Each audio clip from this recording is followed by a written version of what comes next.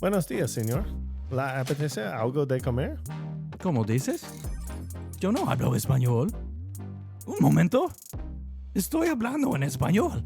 ¿Qué diablos? Realmente estoy hablando en español. ¿Qué tal que señora Klein, mi profesora de español, me pudiera oír? Ella siempre decía que yo no podía juntar dos frases. Seguro estaba equivocada. Hola, mucho gusto. Me llamo Elliot. Hola Juan, hola Esteban, ¿dónde está esa biblioteca? Esa es la casa de mi tía. No, gracias, soy alérgico de crustáceos. Señor, ¿se siente bien? Muy bien, mejor no podría estar. Man alive. First take. I can't back that up. That's why we're an award-winning podcast. The world will never know. So we are back to our regularly scheduled episodes. Dutch is back. Thank the Lord. Hey, And, yeah. Thank you, everyone. Yes, Thank yes, you. Thank yes. you. All right. We're happy to have you back, Dutch. Happy to be back. Just had some personal things going on. Moving yet again. You know what? But That's what happens. yeah, Life happens. Yep. Life Finds a way. Exactly.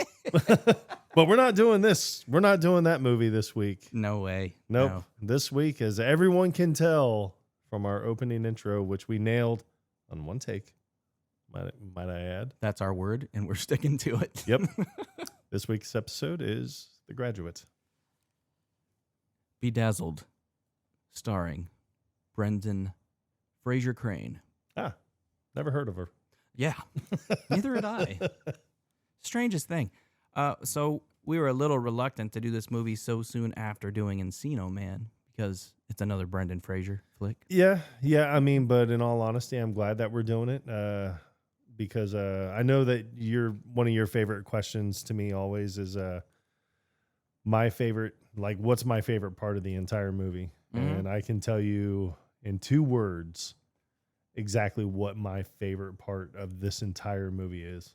Colombian drug lord. Nope. Elizabeth Hurley. Oh, for sure. Oh, man. Oh, for sure. Oh, dang darn. Elizabeth Hurley in her prime. She's still in her prime, man, dude. She's like in her mid-50s, and she still looks like that. Yeah. I follow her on Insta. Is it just her 50s? I thought she was older than that now. Nah, I think she's like, well, I think it's late 50s now. She's probably like 58, 59. Well, But good she for still her. looks just like that. Fantastic. I know. Gosh, she's amazing. The Brits are doing something right. Finally. All right. Well, I will, I guess, tell the folks what my favorite thing about this movie is. I have to say it's the subtle looks that Brendan Fraser is able to do. Yeah. So, and it happens in multiple situations. He somehow incorporates things with the characters that he becomes after making his wishes into his everyday life. So there are even a couple moments where he does that, like he's doing a slam dunk, Yeah. just like an air dunk. But, there's one time where it happens before he gets turned into the basketball player. He does it again, like after, I think towards the end of the movie. Yeah. So it's like he does this slam dunk. And these other subtle looks. So when he makes the wish to become the president. I like how he has his hand on his heart. Yeah, And she was like, that is the noblest wish that anybody's ever wished for. And then he just gives her that nod. Like, He looks over at her, subtle nod, and then just Yeah. looks off into the distance with his hand on his heart. And it's like, so he did such a fantastic job transitioning into these different characters because his main character, Elliot, he's like a tech geek. yeah. He's very nerdy, very socially awkward, and none of his coworkers like him. And what's weird is you see him in a movie like The Mummy, Right. and he comes across as this dashing, handsome, adventurous guy, but then you see him in He this. exudes confidence. Oh, for sure. And then when you see him in this, even his facial expressions, it's like, God, looks ugly as shit. Nerd.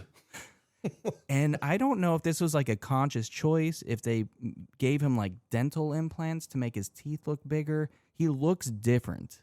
Yeah. Did you pick up on that too? No, I picked up on that as well. I mean, there's got to be, I mean, yeah, there had to be like different prosthetics that he used. I mean, obviously, because when he's the Colombian drug lord, his teeth are huge. They're like gleaming white. He has a phenomenal tan, but all of a sudden it's like He has a bigger nose too. he has this huge like Greek nose. Yeah.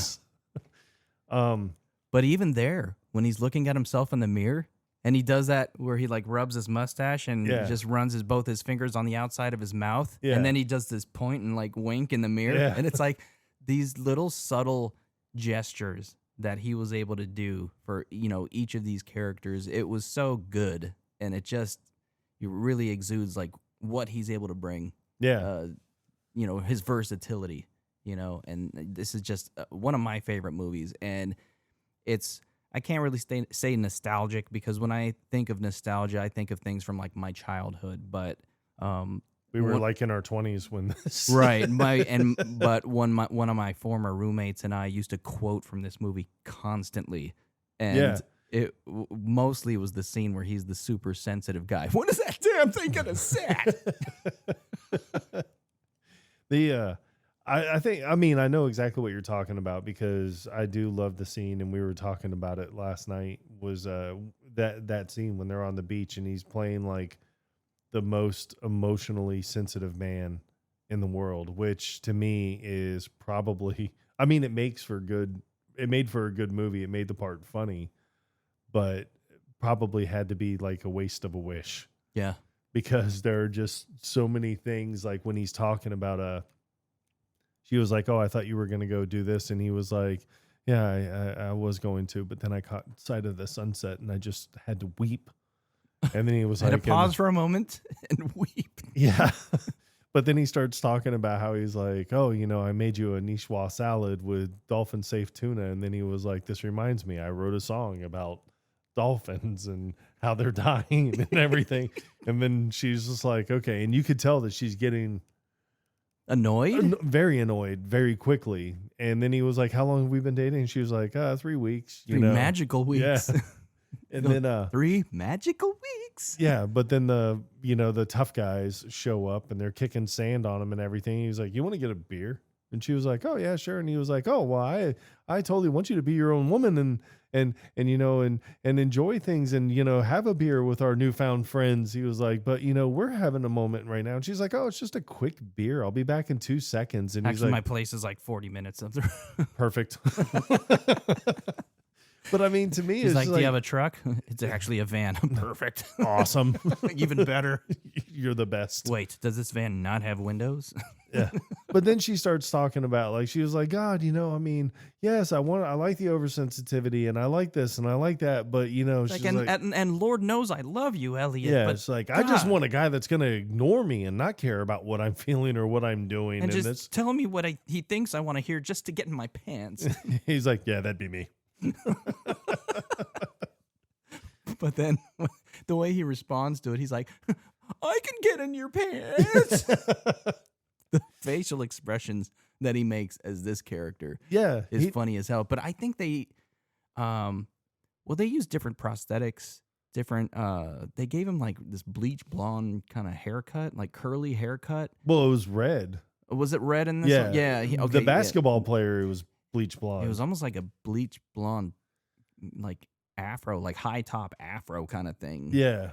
But no, the sensitive guy, I feel like they put like lip prosthetics to make his lips I think look lip really prosthetics, huge. but well, it made his lips look really huge. But then when he smiled, his teeth looked really small, and his gums looked bigger. Yeah, I think they put in dental implants too. Yeah, but then when he was the basketball player, he had like the big white teeth and everything, and he curled his lips in a weird way. So it was like, you know, but his differentialities between all the people, all the different people.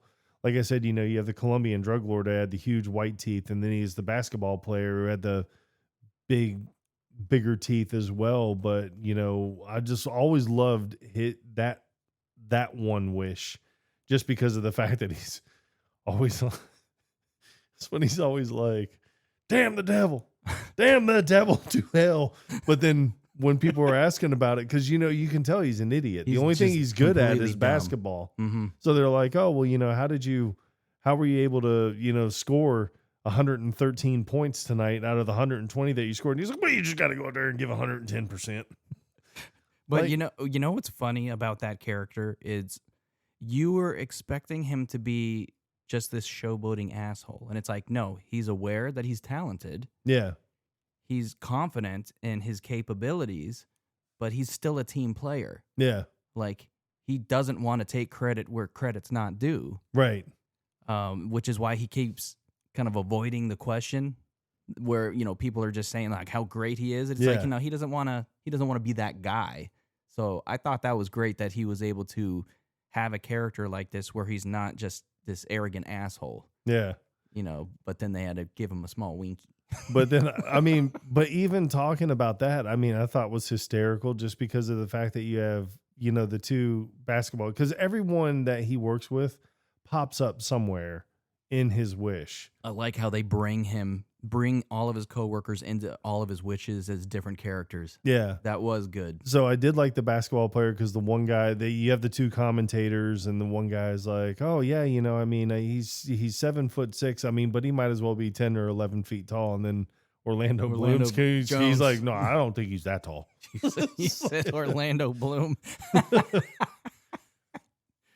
What? Orlando Jones. Oh, yeah, Orlando Jones. I was like, wait, are we watching Lord of the Rings? Yeah, sorry about that. Obviously, I've done my research on this.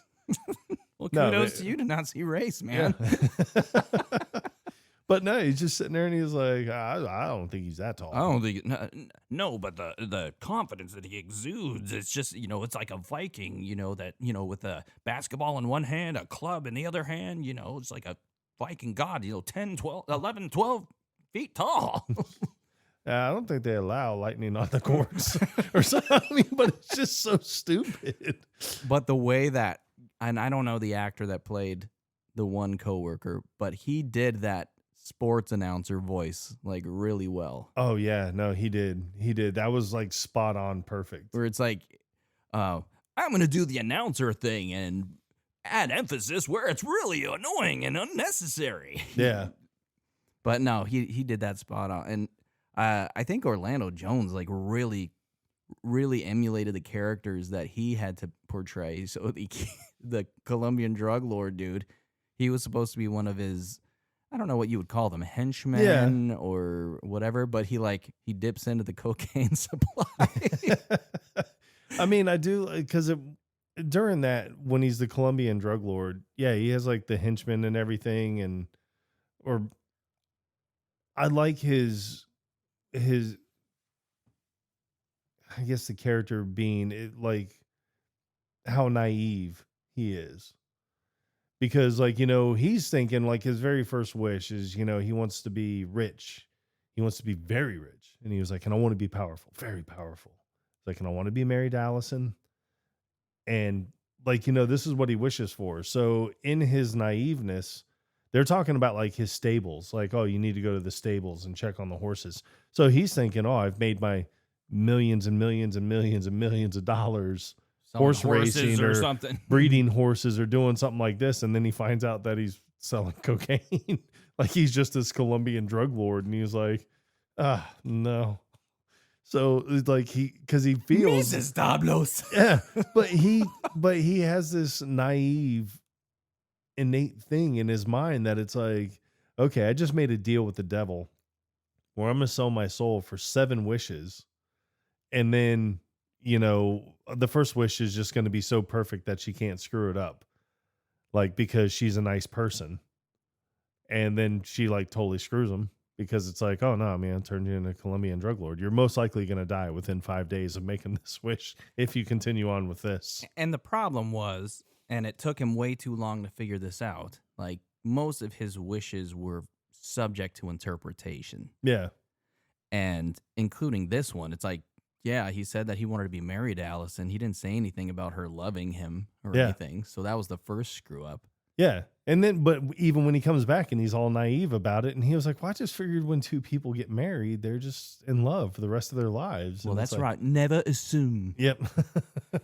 But I mean, you and me both talked about this. It's like you look at Allison, and then you look at Elizabeth Hurley, and it's like, screw Allison. Like, Yeah. just What are you doing? yeah. I wish that you would fall in love with me. How about that? Well, that, and then, I mean, I do like the very first thing. Now, one thing that I guess you could call into question, she was like, if you want anything you want, and I can get it for you. And he's like, all right, fine. I want a Big Mac and Coke. And then she was like, wish granted. And the bus shows up. So they take the bus to a McDonald's, go in, and she was like, a Big Mac and a large Coke. And he was like, do you Any want fries with that? And she was like, no fries. And then he was like $3.47. And then she looks at him and she was like, do you have $3.47? So it's like, he pays for it. She didn't do anything. Yeah, she didn't do anything. And then, but I like his whole thing because he's like, I could have done this. Like, no. But then at the end, when she was like, you have one wish left. And he's like, no, I got two wishes. And then he was like, you made me the president of the United States. And then she was like, oh, and don't forget when I made you the most intellectual man ever. And then he's in the office arguing with his computer that is off. But I like it because she was like, oh, I made you the very intellectual man. And he's like, yeah. And you turned me into a flaming homosexual. And he's saying it so loud for everyone in the office is looking at him. I love that scene because he can see her, but according to everyone else in the room, the computer's not even on. He's like talking it's just a to his blank computer screen. monitor. Yeah, but I like how he's looking around, like pointing at everyone and then pointing down at his computer. Like, can you believe this? Can you believe this? Can you believe this trash? You see what's spewing out of this woman's mouth? She is out of her gourd. My God. So then, I mean, I do like that, but I guess the one thing that could be argued is technically he would get the 7 wishes after he signed the contract. Mm-hmm. She made the wish of the Big Mac and Coke before the contract was even put into question. Right. So technically, yes, he was right. He still had 2 wishes. Yeah. Poking holes, man. Yeah. All right. So for those of you who haven't seen Bedazzled, let's take a step back Get a a second. life. Yeah. Well, that too. I mean, come on. That's a given. Let's take a step back and give you some context. So Elliot is just kind of like down on his luck. He doesn't have a very fulfilling life. Nobody likes him. Well, he's not down on his luck, I would say. I mean, you know, he has a somewhat, I mean, I guess I would say like a good apartment. He's talking about like the stereo system he has set up. I don't think he's down on his luck. I guess, but unlucky in love, I guess. Yeah, unlucky in love. Like he's a hopeless romantic. So he wants to find somebody, but even when he has an opportunity, he screws it up because he's just so awkward. Yeah. And so when he finds out that his coworkers are going to be at this bar, even though they're trying to avoid telling him that they're going to be there because they just don't want anything to do with him. Right. And those interactions are pretty funny, too. They are. Because this gives you an idea of like why they dislike him so much. You know, you got Jerry, Bowberry, Banana. You know, yeah. Every person that he interacts with, I guess it's a running theme where he gets on their case or does some annoying quip with each one of them on a regular basis to the point where they're just over it. Yeah, like that girl, I mean, I don't know if it ever really said her name or not, but the girl that walks into the office 5 minutes late, yeah. Yeah, it's like 9:03 or 9:04, and he was like, well, I don't know what you've been told, but the rest of us started at 9 a.m. I like how he just flips him off. Yeah. It's like, okay, great, I'll talk to you later. But then he starts talking to the other guy. I think his name was Bob. And he was like, well, you know, I heard you're probably going out. And he was like, man, you want to go out tonight and, you know, cruise the scene and see about picking up some chicks? And he was like, dude, I'm married. I have a wife. I have a kid. Like, I want to go home to my wife and my kid. And then you find out what a douche he is because, like, after work, he's not going home to his wife and kid. He's just going to the bar to get hammered. Right. I mean, come on. So all of them end up going there. He shows up because... I think just by chance. I think he just goes there to go there, and they're there. And one of them happens to spot him, Yeah. and he's looking around the bar. So and then they he make sees it. them. Well, it's funny because they make it so abundantly obvious. Like I think Orlando Jones like pulls up his jacket like over his head. Yeah, yeah. It's like, who's not going to notice that in a bar? Yeah, but Elliot tries to flip it around on them like, how stupid do you feel that you forgot to invite me? Yeah. You know, I thought you guys weren't going to show up. You're like, yeah, that's exactly what happened here, Elliot.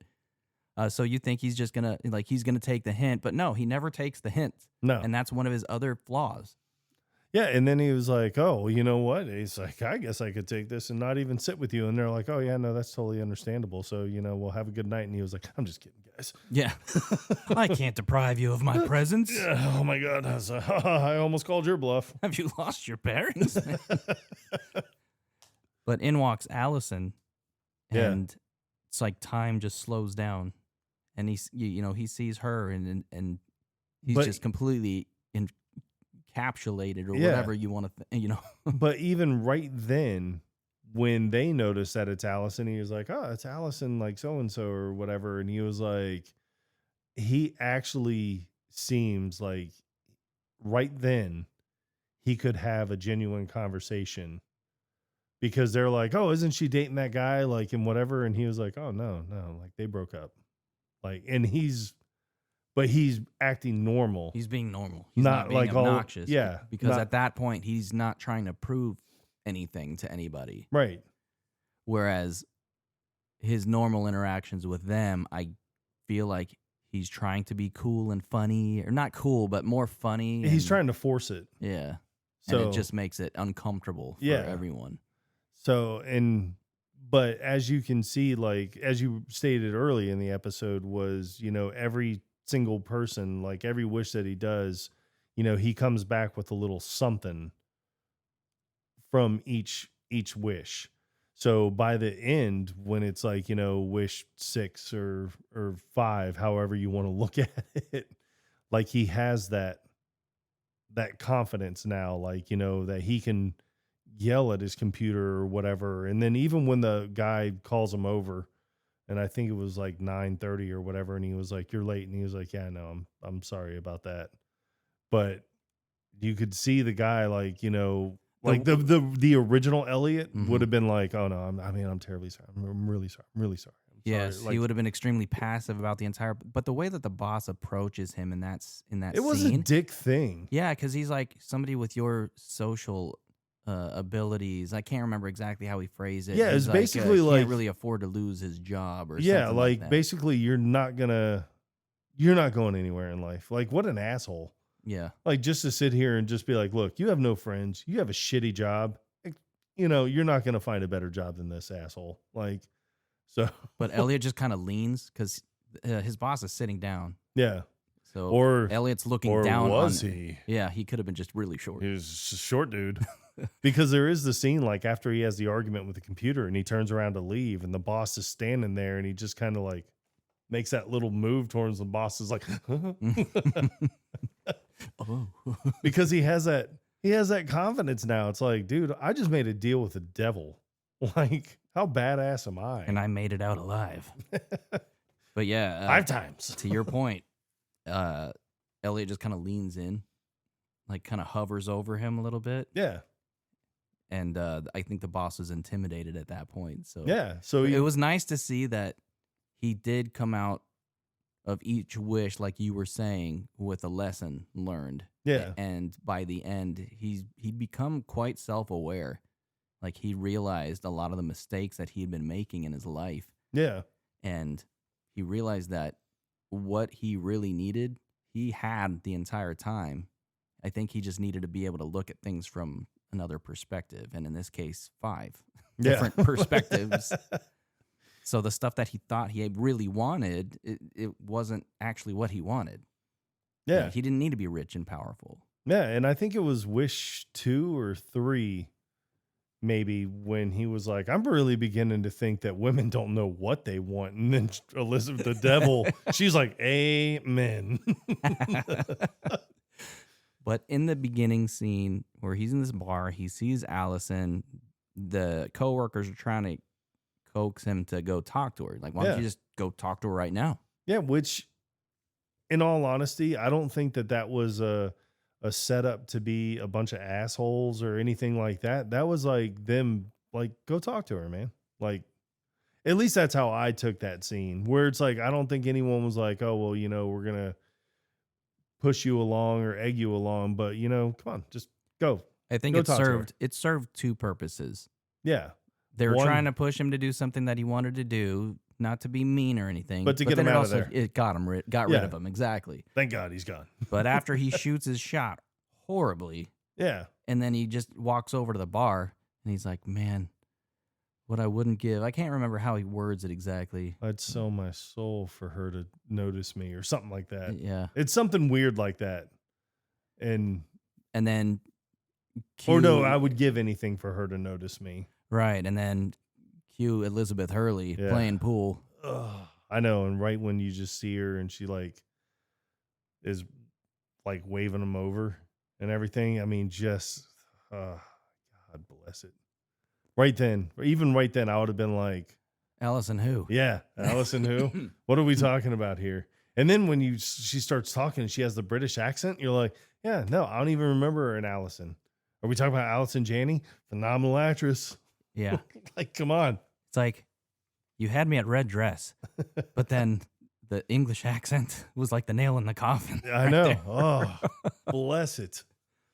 Oh, and all of her outfits. I mean, even on the beach when he's playing the overly sensitive and she comes in guy. with those German shepherds. Yeah, and she's wearing that bikini. Ugh. Be still my heart. Bless it. So, yeah, he doesn't believe that she's the devil. She tries to convince him, and he's just not buying it. He has a really great line. When they leave the bar, and I think they're walking back from McDonald's, he says something about, like, do you have your car? And then he's like, no, I don't. And she's like, oh, well, I guess we can just call a cab. He's like, I don't know what kind of cab is going to be taking you to hell this time of night or something like that.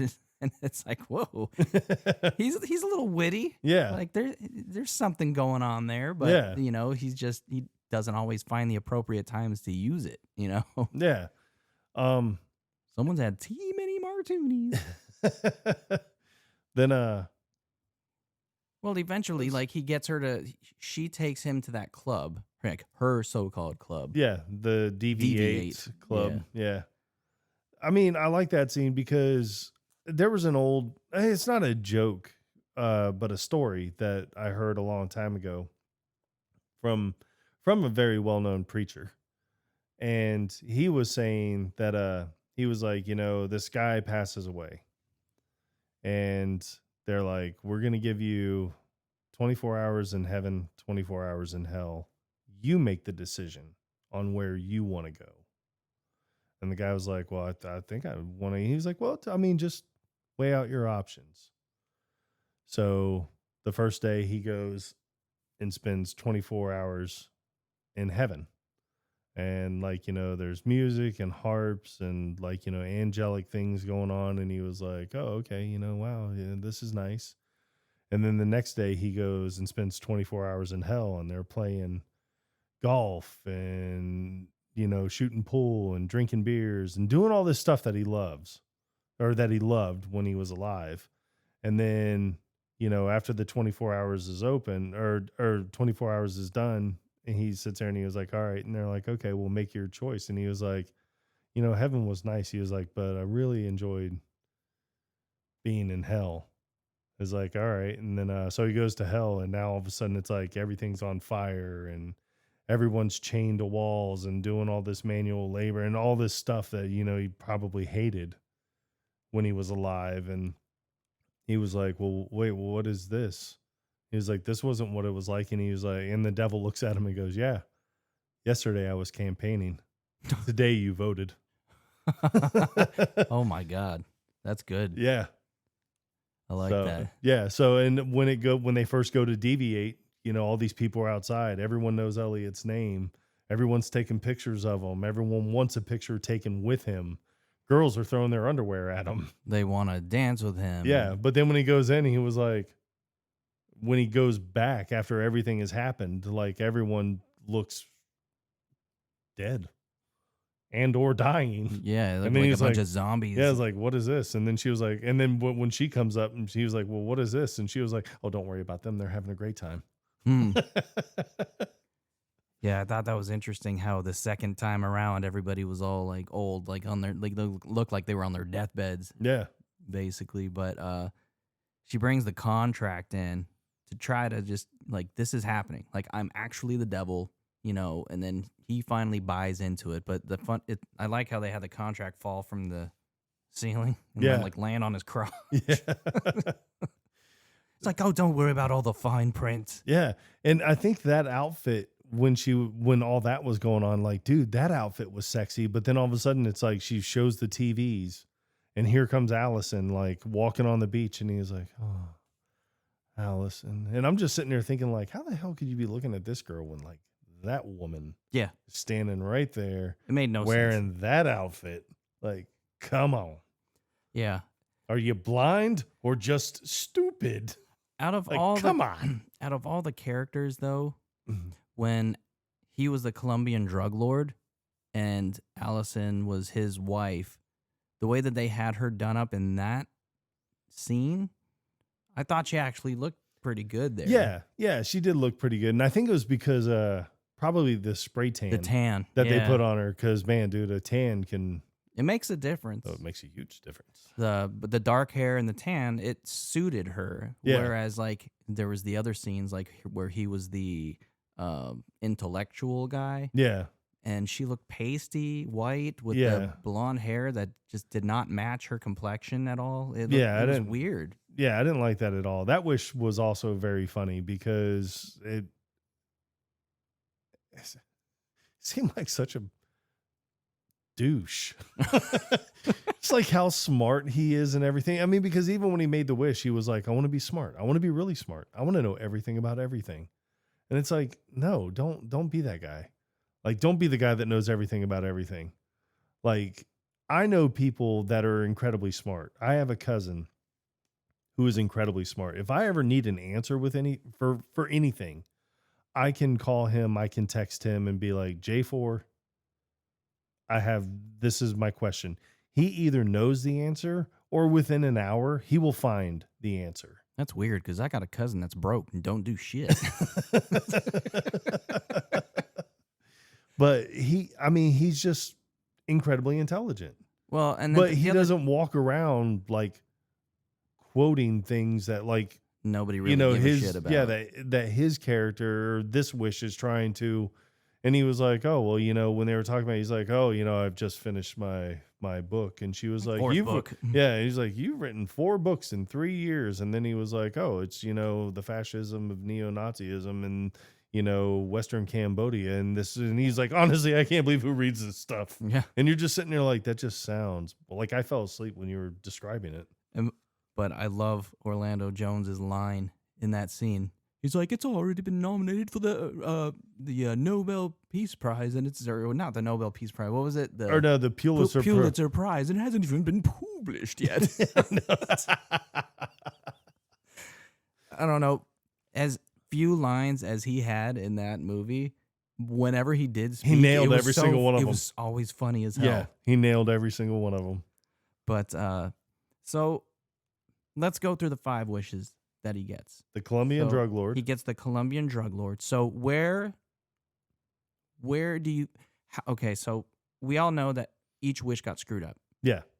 Because the devil did a little toying around. She filled in the gaps how she saw fit. Right. How do you think he could have phrased that wish differently where it may have played out in Elliot's favor? So that there would probably be, I want to be rich. I want to be powerful. So, and being rich and powerful, that comes in numerous ways. It doesn't mean that you have to be a Colombian drug lord to be rich and powerful. No. A lot of people can sit there and be like, well, I want to be rich. I want to be powerful.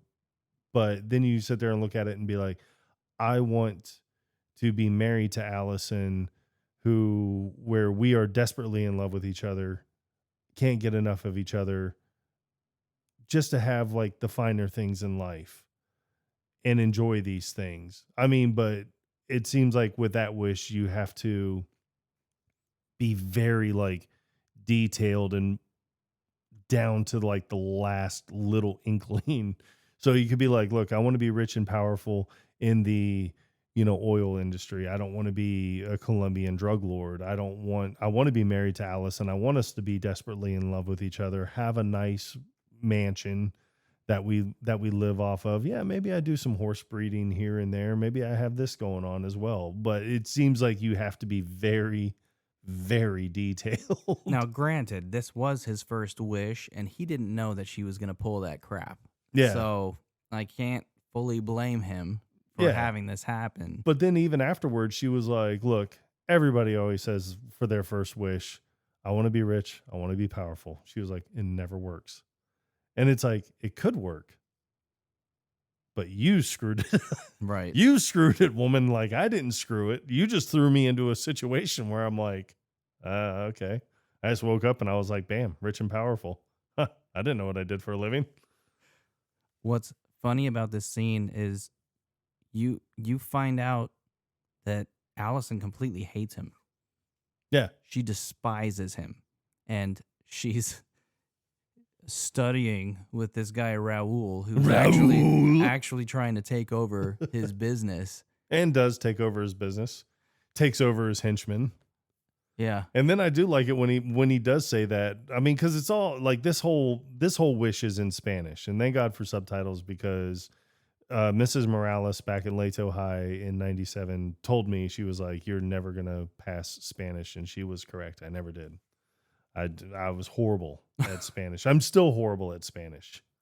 So I know a few key words that are like, essential, but no, I'm horrible at Spanish. And you know what's funny? I took French in high school.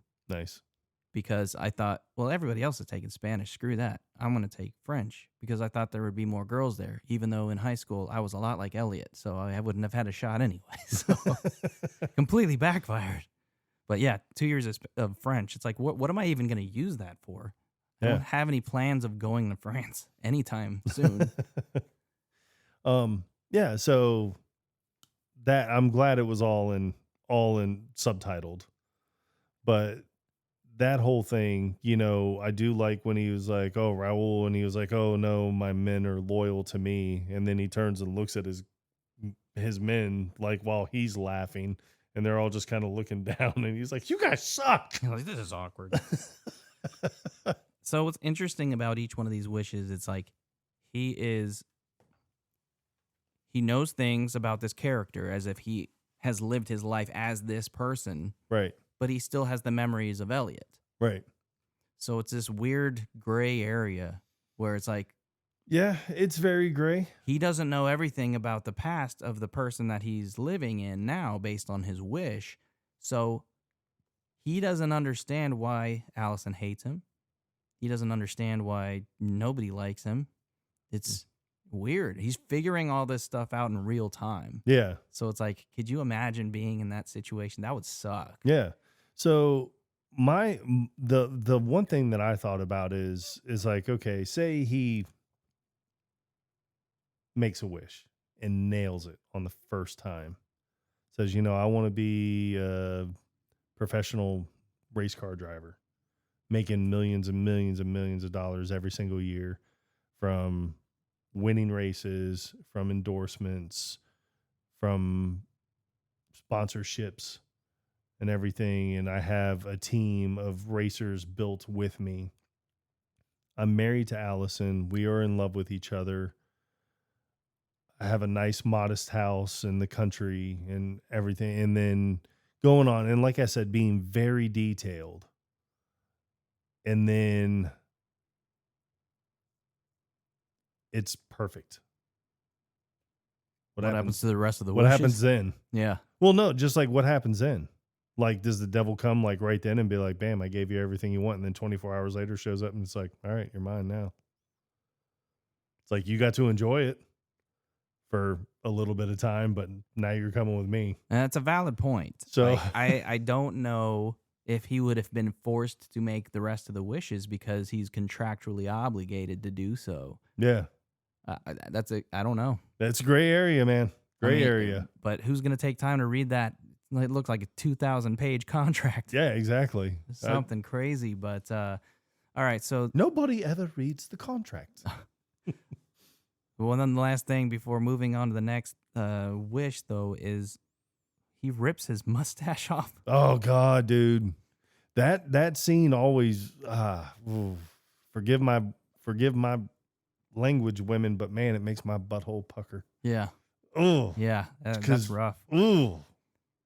Dang old darn. But it's a funny scene because is. he sees Allison walking down the path with Raul. Raul. And they're both like caressing each other. At one point, he even like she grabs his ass. Mm-hmm. And he finds it, he's like, I need to go talk to her. Yeah. He's like, yeah, these Spanish lessons. She's like, and he asks her, like, tell me what you've been learning in your English lessons. Yeah, and she says something in English, but it's like Horribly broken English. horribly broken English, but it's like the sentence doesn't make any sense either. It's like, I would like to come to the city of Boston for the time of vacation or something like that. And then he was like, oh, look, and in only 6 months. Only 6 months, yeah. It's like, something's going on here. Yep. All right, so wish number 2. The basketball That player. was the basketball one. So he wishes to be a famous basketball player because, once again, it's rich. He's rich. Yeah. Money And is clearly famous. a factor. Yeah. Rich and famous, and people actually do like him, but he doesn't think anything about his private area. Yeah. I I mean, who's going to think that? mean, Because you would like to sit there and think like, because there are basketball players that are really good, that are normal size. mm-hmm. They're not 7'6" or anything like that. I mean, Michael Jordan, I think he was like 6'1", 6'2". I don't think he was like, a giant Hold or on a anything second. like. Let's clear this up. Computer, how tall is Michael Jordan?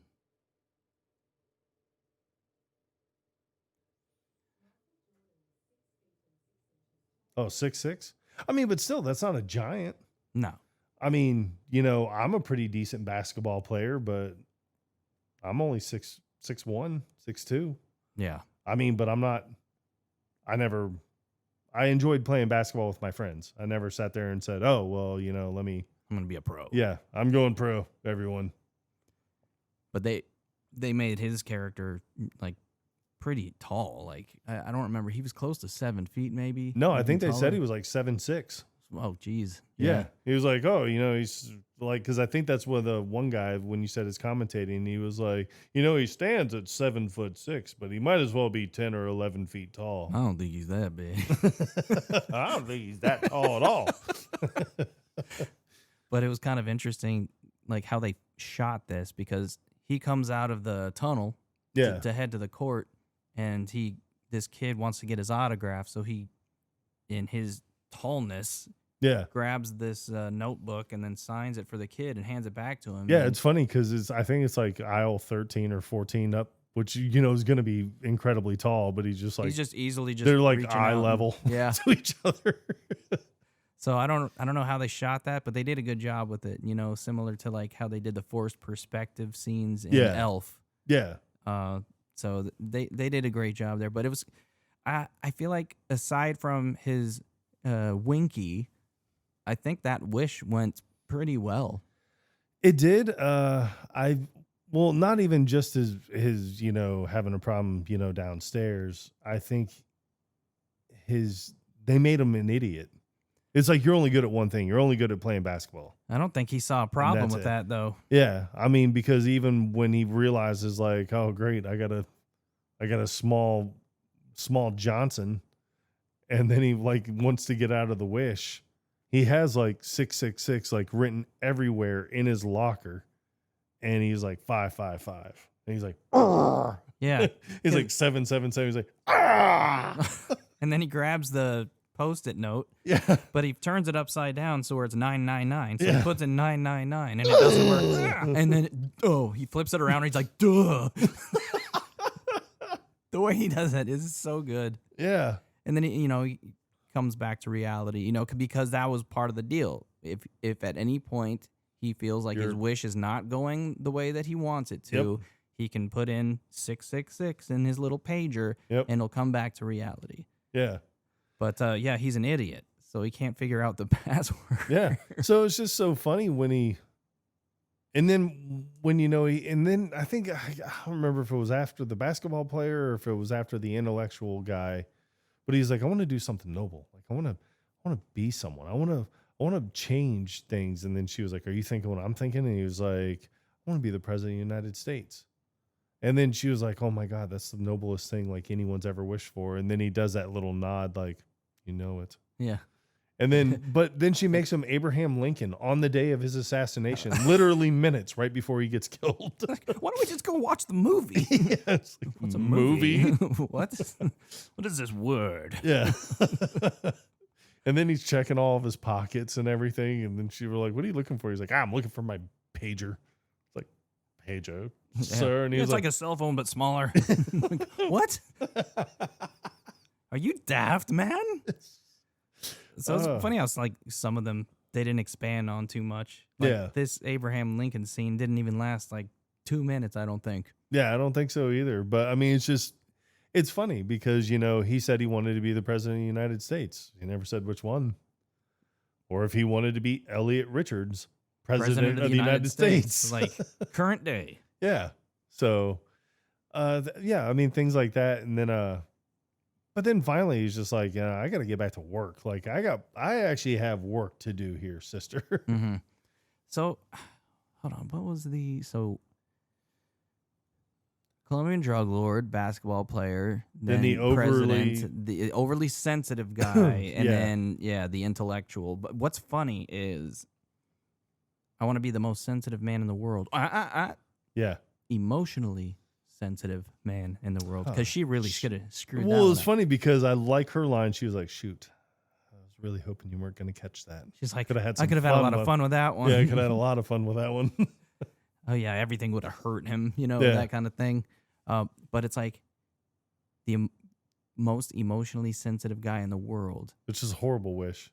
But then who could have been gay, but she makes the intellectual guy gay instead. Yeah. God, it was missed opportunity there. I do like when he is the most intellectual man in the world and he takes her back to his apartment and then he realizes he's gay. And then all of a sudden it was funny because he sits there and he was just like, he's saying something to Allison. And then the guy in the bed is like, he says something and he's like, you shut up, bitch. It's like, this is like that time you had one too many Brandy Alexanders. It's like, wait, there's confusion. Like, you've been drinking again, haven't you? Yeah. It's like, I can prove to you that I'm not gay. It's like, kiss me, please. And then he kisses her. And I mean, it looks like a long, passionate kiss, but at the same time, you could tell that there was no chemistry in that kiss at all. And then he like even dips her down and then stands her back up and he was like, yep, I'm gay. He's like, thanks for coming by. He shakes her hand and then makes her find her own way home, which is kind of a dick move. It is. But yeah, that one, that's when he was probably like the best looking out of all the wishes that he had. Yeah. All of the others, like they made him look fucking weird. Yeah. I mean, in that one, I think it goes overlooked a lot. And I always thought it was incredibly hysterical because that's right after he is the basketball player. I think that's the third one. Yeah, because that's when he wanted to make sure that she wasn't going to mess up in the downstairs department. Yeah, but then when he walks in and he takes his jacket off at that party and then like grabs the upper part of his thigh or the middle part of his thigh and like moves his Johnson back. Yeah, almost like it's just so big it's in the way. Adjusting his junk. Yeah. Very apparently. But yeah, so she screws up all of his wishes and then he gets to the point where Like, you know what? I don't care anymore. I don't want any more wishes. You can keep them. And it's like, well, nope, you're obligated to do this. Yep. And then they have the whole argument in the office about how he's supposed to have 2, but she's like, don't forget about the Big Mac and the Coke. He's like, what? He's like, what? That wasn't a wish? You made me get that myself. Yeah, and he was like, and I had to pay for it. Mm. But then I like that right after he goes to church and the priest comes up and he's talking to him and he was like, he's like, is there anything you want to talk about? And he's like, I need to talk to God, like right now. Well, you're in the right place. Yeah, and he was like, no, I need to speak with him literally directly. right now, directly right now. And he was like, well, is it something you can tell me? And he was like, okay, fine. He was like, I sold my soul to the devil for 7 wishes. Now, the first wish was a Big Mac and a large Coke, which she didn't even wish it. She was like, the bus just showed up and took us to get the Big Mac and the Coke, which I had to pay for. And I don't think that should count against one of my wishes. Now, I don't think that's fair at all. And then he gets arrested. Which is dumb. Yeah, it made no sense whatsoever. He wasn't being disruptive. He wasn't being rude. He was telling a story while sitting in a church pew, and that was it. Like, I mean, I think that most people's realization would have set in and been like, oh man, like she's trying to say I got 1 wish left. I know I have 2 wishes left, but she screwed me on every single wish. Like my soul is almost imminently not mine anymore because she keeps dropping the ball. Like, man, I am in a pickle. Quite the pickle. So he gets arrested, and then he meets that guy in jail who looks like a girl trying to be a guy, but it's really a guy that has very feminine features. I was trying to find him on IMDb to see if he's been in anything else. I mean, he looks familiar, like I've seen him in other things, but then again, I can't be 100% sure. It's weird.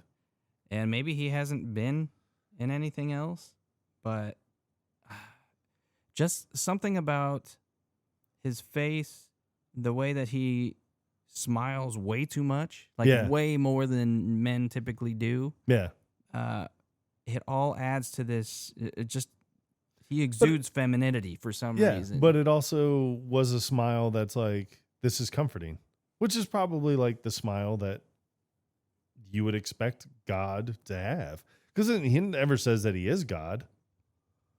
You know, I think you're just kind of led to that conclusion, like, oh, it's implied. Yeah. So I like that interaction and everything. And then when he goes back to Deviate and finds all the people that look like zombies and everything, he's like, look, I don't want the wishes anymore. And she was like, no, you need to make your wish. And he was like, no, I'm not going to. It's like there's nothing else that I want. Yeah. So then she was like, you're like not getting out of this. So then she like opens up the pits of hell. And she tells him, she was like, you will make this wish. And so finally he's just like, all right, I wish Allison to have a happy life. And bam. She's like, oh, damn. Yeah. And then wakes up and he's looking up at it looked like a cathedral. And he was on the steps to a courthouse. Yeah. And he was like, is this heaven? She's like, oh no, it's the courthouse. But then she was like, yeah, your whole thing's like all null and void now. And he's like, what are you talking about? And she was like, oh, and it's written in the subcontract of like, section 17. Whatever section, yeah. Yeah, it's paragraph 17, section like A, part B. acts of something will for void, redemption. Yeah, will void out the contract. And he was like, what, really? And then I'm sitting there thinking to myself, like right then he would have been like, I'll sell you my soul. Or something. That way he gets 7 wishes again. Yeah. All right. I can do this right this time. Yeah. So it's like, so I get to keep my soul? Just a never-ending paradox. Yeah. It's like, what's the big deal with this soul anyway? Have you ever seen it? Yeah. I do like when she was like, what is your soul leaving? And he was like, it's the thing. And he's making the circle above his head. And he's like, no, it's a halo. It's the thing that's around you. He's like, no, that's the aura. Yeah. He can't even define what a soul is. So I do like what he says to her. And I think it's an overlooked line because he says it so quick. But she even comments that he, like when he says it, because she was like, oh, it's your soul. She was like, you never use it. It's pointless. And then he was like, well, if it's so pointless, why do you want it? Yeah. And then she was like, ooh, that's a good question. Hmm. Look at that guy. Yeah. Yeah, I don't know if I ever caught that. Yeah. That's good. That is good. But I like how when she's trying to convince him that she's the devil, she like transforms herself into the more like Halloween version Yeah. of the devil. And then I like it But because he reacts to it. he's like, ah! Yeah. he's like, you are the devil.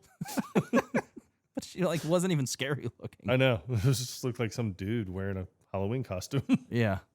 But it's funny when she goes behind the divider, like the folding divider kind of thing, and changes into like the angel costume. Yeah. And he's like, wait a second, are you? She's like, oh, don't get excited.